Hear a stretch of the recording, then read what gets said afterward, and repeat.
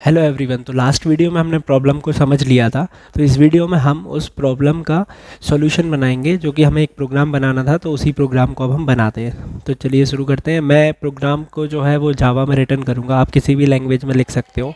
और बेसिकली जो लॉजिक रहेगा वो सेम ही रहेगा। तो सेम लॉजिक यूज़ करके आप किसी भी लैंग्वेज में लिख सकते हो, आइदर वो पाइथन हो या फिर सी हो, सी प्लस प्लस हो। तो इसके लिए मैं अपना कमांड प्रॉम्प्ट ओपन कर लेता हूँ। तो ये मैंने कमांड प्रॉम्प्ट ओपन कर लिया। इसमें हम एक फ़ाइल बनाते हैं। फ़ाइल का नाम कुछ भी रख सकते हैं। तो मैं अभी के लिए टेस्ट या फिर प्रोग्राम डॉट जावा रख लेता हूँ। ओके, तो इसे ओपन करते हैं। तो इसको मैं मैक्सिमाइज़ कर लेता हूँ।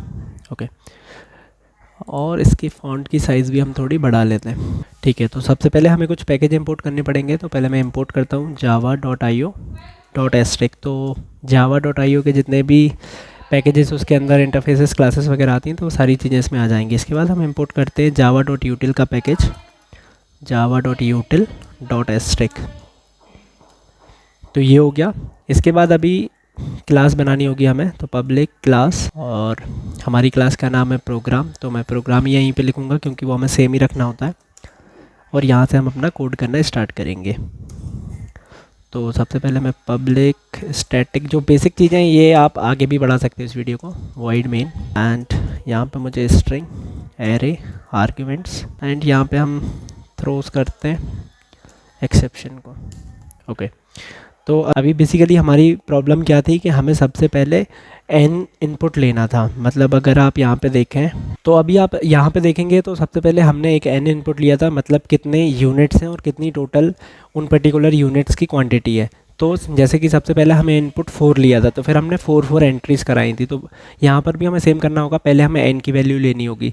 तो वो हम कैसे लेंगे, तो उसके लिए मैं बताता हूँ कैसे हमें वो लेना है। तो हम एक स्कैनर क्लास का ऑब्जेक्ट बनाते हैं। Scanner S C is equals to new scanner, and यहाँ पे हमको लिखना होता है सिस्टम डॉट इन। तो ये हमने बना लिया। अभी हमें एक वेरिएबल बनाना होगा। तो मैं एन वेरिएबल बनाता हूँ। इसमें मैं वो एन की वैल्यू लूँगा। तो इसमें हम वो वैल्यू स्टोर करा लेते हैं। तो यहाँ पे आ जाएगा N is equals to S C dot next int. तो ये हमने यहाँ पे n की वैल्यू स्टोर करा ली। तो मतलब अगर हम इस प्रोग्राम को अभी रन कर दें तो वो आपसे एक इनपुट मांगने लगेगा। तो वो इनपुट होगा n। ठीक है, अभी नेक्स्ट थिंग हम देखते हैं। तो नेक्स्ट इसमें आप देखोगे यहाँ पे, तो 2563 ये मतलब हमें नेक्स्ट इनपुट लेनी थी। मतलब ये क्या है, ये ईच क्वांटिटी है। मतलब टोटल क्वांटिटी में से पर्टिकुलर क्वांटिटी है कि कितनी क्वांटिटी लगेगी एक इंग्रेडिएंट से एक पावर पफ गर्ल बनाने के लिए। तो यहाँ पे हमने इनपुट दिए हैं 2563। तो सिमिलरली हमें एक एरे बनाना होगा और उस एरे में ये 4 वैल्यूज स्टोर करानी होंगी। तो चलिए वो बनाते हैं। और साथ ही साथ एक और चीज़ देख लेते हैं कि यहाँ पे आप देखोगे तो एक और हमें एरे बनानी होगी जिसमें हम टोटल क्वांटिटी स्टोर करेंगे। तो ये दोनों काम हम एक ही साथ कर लेते हैं। तो यहाँ पे मैं एक एरे बनाता हूँ, लॉन्ग एरे बनाते हैं, एरे, एंड इसका जो साइज़ है ये आप यहाँ पे दोगे n। तो इसका साइज़ मतलब n साइज़ की एरे हमने यहाँ पे बना ली। अब n पे यहाँ पे 4 इनपुट होगा तो 4 साइज़ की बन जाएगी, 5 होगा तो 5, 100 होगा तो 100, 1000 होगा तो 1000। इसके बाद हमें एक और एरे बनानी होगी जिसमें हम टोटल यूनिट ले लेंगे। तो अभी इनके कुछ अच्छे से नाम दे देते हैं। तो इसको देता हूँ मैं ईच यूनिट, एंड एक और एरे मैं बनाता हूँ, उसको दूंगा टोटल यूनिट। साइज़ दोनों की सेम ही रहेगी, मतलब n। तो ये हमने 2 एरे बना लिए। तो अभी इनमें वैल्यू स्टोर नहीं हुई, तो इनमें वैल्यू हम कैसे स्टोर करेंगे, तो उसके लिए हमें फॉर लूप का यूज़ करना होगा। तो मैं फॉर लूप लगाता हूँ यहाँ पे, फॉर और int I is equals to 0। अब आई को हमें कहाँ तक चलाना होगा, तो I is less than n, and इसके बाद आई प्लस प्लस।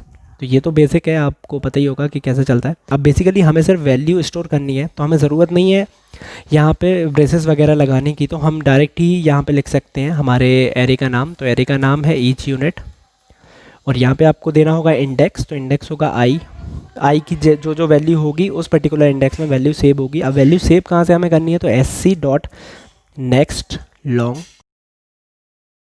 तो ये जो हमने स्कैनर क्लास का ऑब्जेक्ट बनाया है, उस स्कैनर क्लास के ऑब्जेक्ट की हेल्प से हम वैल्यू को स्टोर कराएंगे। तो अगर मैं इस प्रोग्राम को अभी रन कर दूं तो पहले ये n की वैल्यू लेगा आपसे, और जितनी n की वैल्यू होगी उस साइज़ का एक एरे बनाएगा जिसका नाम रखेगा ईच यूनिट।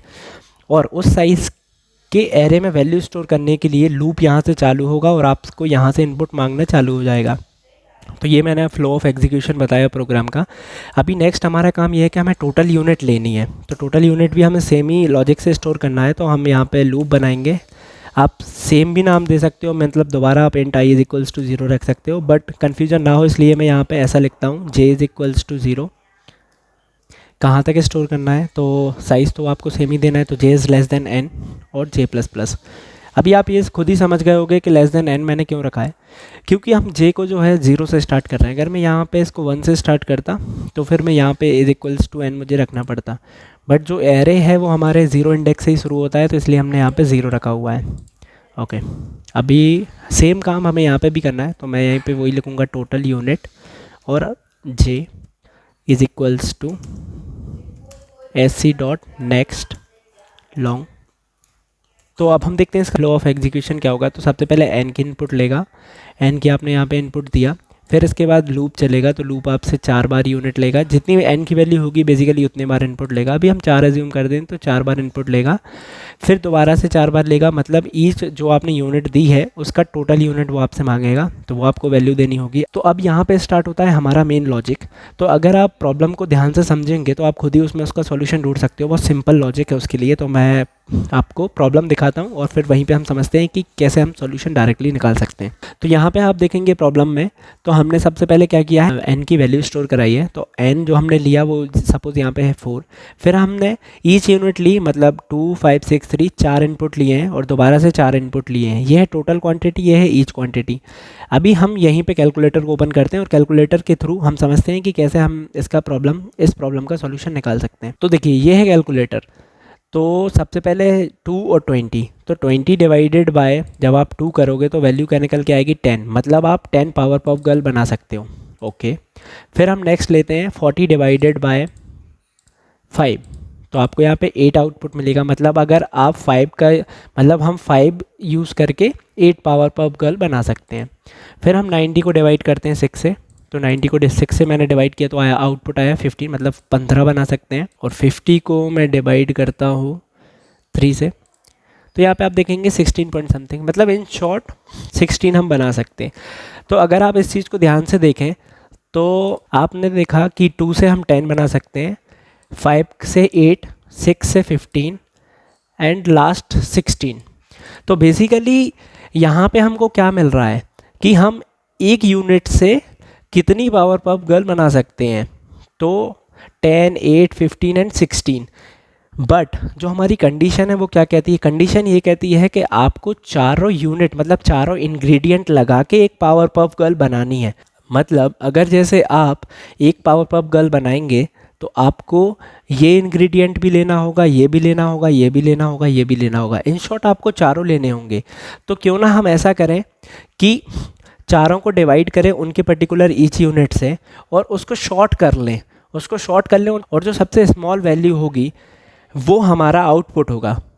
ऑब्वियसली अगर आप लॉजिक को ध्यान से समझें तो वो यही कहता है कि 2 5 6 3, मतलब आपको इन चारों इंग्रेडिएंट से पावर पॉप गर्ल बनानी है। लेकिन अगर हम देखें तो 2 से 10 बन सकती हैं, 5 से 8 बन सकती हैं, 6 से 15 बन सकती हैं, 3 से 16 बन सकती हैं, हमें ओवरऑल टोटल से बनानी है।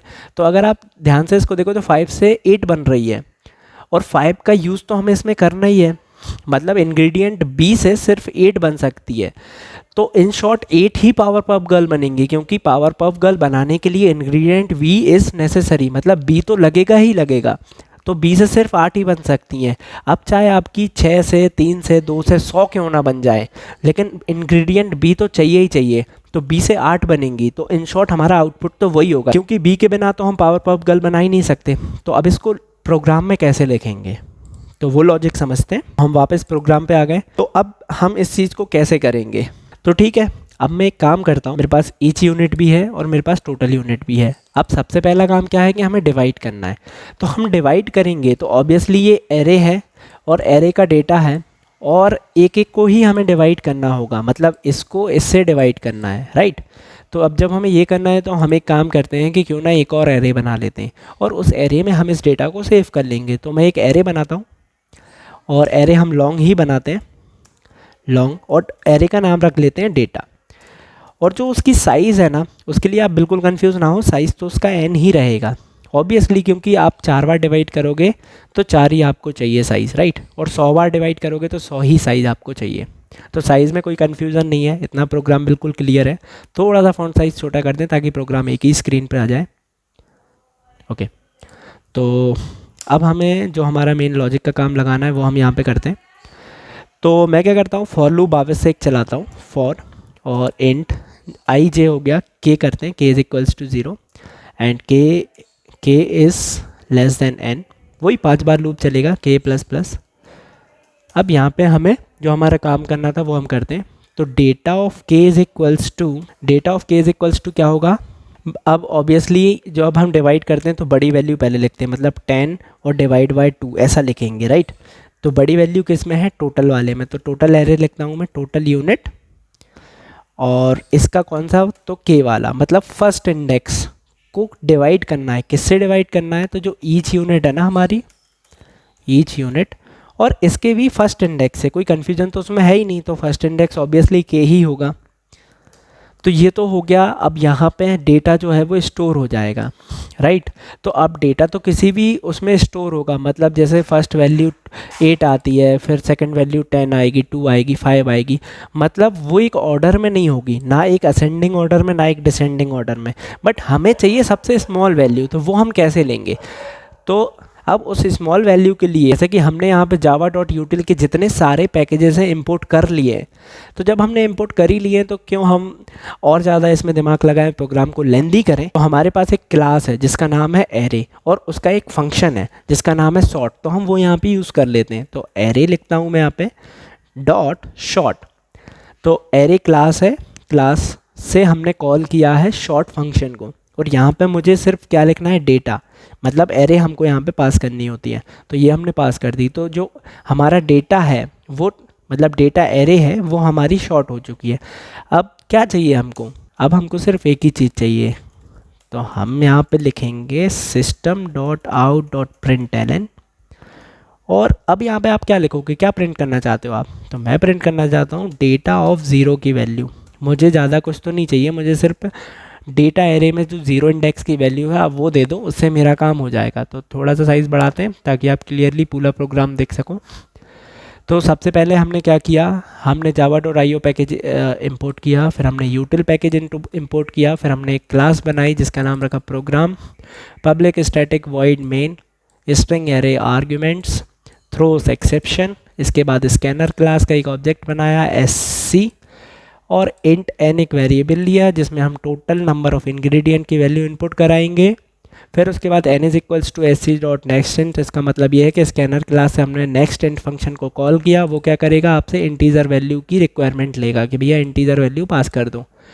फिर हमने ईच यूनिट नाम का एक एरे बनाया, टोटल यूनिट नाम का एक एरे बनाया, साइज़ उसकी रखी n। फिर हमने एक डेटा नाम का एरे बनाया जिसकी साइज़ भी n रखी, क्योंकि हमको वैल्यू स्टोर करनी थी डिवाइड करने के बाद की। फॉर लूप लगा के हमने वैल्यू से स्टोर कराई, दोबारा से फॉर लूप लगा के वैल्यू से स्टोर कराई, ये ईच यूनिट की वैल्यू है, ये टोटल यूनिट की वैल्यू है। अब फॉर में यहाँ पे मैंने ये वाले ब्रेसेस इसलिए नहीं लगाए क्योंकि एक लाइन अगर आपको लिखनी है फॉर के बाद तो उसके लिए ज़रूरत नहीं पड़ती है, आप चाहो तो लगा सकते हो।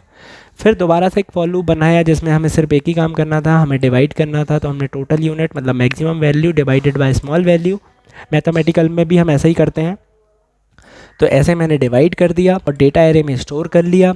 डेटा एरे में स्टोर करने के बाद इन शॉर्ट हमारे पास एक ही काम था कि हमें स्मॉल वैल्यू चाहिए थी, तो मैंने उसको शॉर्ट कर दिया, तो वो शॉर्ट हो गया, तो वो शॉर्ट हुआ असेंडिंग ऑर्डर में। तो अब मुझे सिंपली एक काम करना है कि उसका जो 0 इंडेक्स है उसकी वैल्यू जो है वो प्रिंट करानी है। तो प्रोग्राम को सेव करते हैं, रन करते हैं, चलाते हैं, देखते हैं क्या आउटपुट आता है। तो जो वैल्यू से स्टोर करेंगे, वैल्यू इनपुट करेंगे हम, वो वही करेंगे जो हमने टेस्ट केस में लेके रखी थी। फिर आप चाहो तो उसमें कोई भी वैल्यू दे सकते हो। तो प्रोग्राम मैंने सेव कर दिया, Ctrl+S। ओके, आप चाहो तो यहाँ से भी ऐसे सेव पे क्लिक कर सकते हो।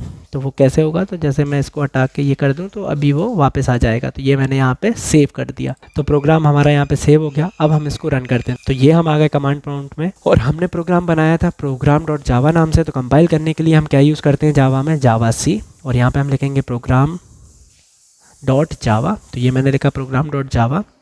मेक श्योर कि जावा आप बाद में लिखे ही लिखें, क्योंकि कंपाइल के टाइम पे हमें .java यहाँ पे लिखना ही पड़ता है।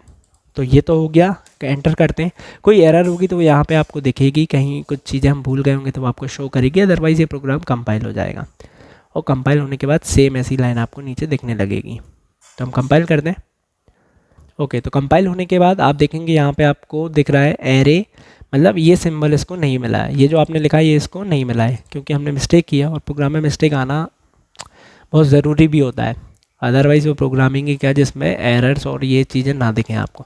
तो इसको ठीक करते हैं। दूसरी बात, यहाँ पे वो कह रहा है कि डेटा ओ नहीं मिला है, मैंने डेटा ओ लिख दिया है, यहाँ पे मुझे 0 लिखना चाहिए था। तो ठीक है, हम प्रोग्राम पे आते हैं, इसको ठीक कर। प्रोग्राम पे आए तो यहाँ पे एरे लिखा है और क्लास का नाम है एरेस, तो ये एक प्रॉब्लम सॉल्व हो गई। यहाँ पे ओ लिखा है, यहाँ पे 0 लिखना था मुझे, तो इतना काम हो गया। वापस से कंट्रोल एस करता हूँ, सेव हो गया प्रोग्राम। तो यहाँ पे कंपाइल करते हैं, तो वापस से इस स्क्रीन को क्लियर कर देते हैं।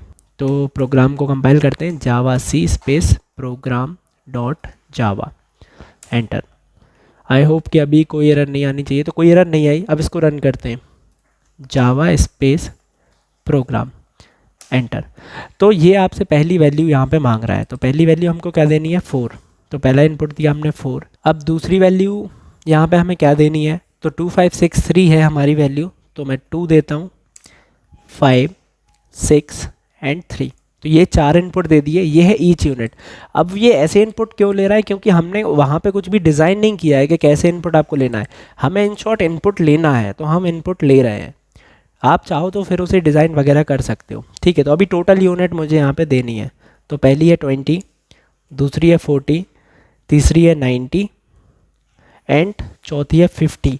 तो इसके बाद डायरेक्ट आउटपुट देगा वो, और एक्सपेक्टेड आउटपुट है 8, तो वही आना चाहिए। तो मैं एंटर करता हूँ, तो एक्सपेक्टेड आउटपुट आ चुका है 8। तो अब आप इस प्रोग्राम को बनाइए, लॉजिक आप समझ चुके हो, आप सी में बनाइए, C++ में बनाइए, पाइथन में बनाइए, जितनी लैंग्वेज है जावास्क्रिप्ट जिसमें जहाँ आपको जैसी बनानी हो आप बनाइए। और जिन लोगों का एकदम परफेक्ट चलता है दूसरी लैंग्वेज में, जावा में नहीं दूसरी लैंग्वेज में, तो वो ज़रूर मुझे मेल करें, और मेल आईडी मैंने डिस्क्रिप्शन में दी हुई है, तो मेल करके मुझे बताएं।